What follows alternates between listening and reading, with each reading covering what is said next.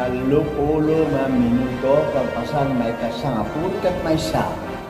Iti tengat aldaw, kada iti nga Sabado, may kapito nga aldaw, iti gulang ti Hunyo. Kat kaputa, nalawag taglawlaw tayo ng atong apo iti init sa ditangatan, na maramdaman natin ang sobrang init ng ating panahon.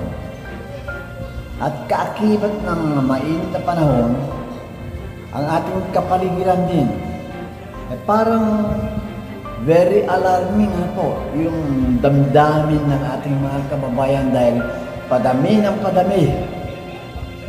Ayon sa ating mga nakalap na mga impormasyon, parami na po ang mga grupo ng ating mga kababayan na nagpupumiglas na in Ilocano, agkid-kidbuan, parang kumukulo ang burburikang dara na kapag kada iti pasamat na saan tayo ma-akseptar, may panggap kada ito impeachment case kontra Kininday, ti Vice Presidente tayo.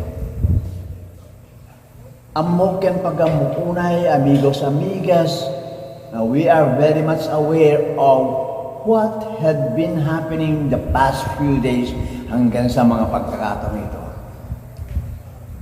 Yung antala,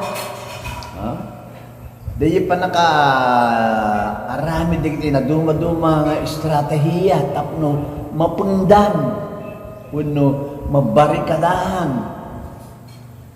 di makumpuna nga impeachment trial court. Adi panakausig ko nga, ti Vice Presidente tayo, may panggap ka tayo impeachment case nga mapan na sangsangon.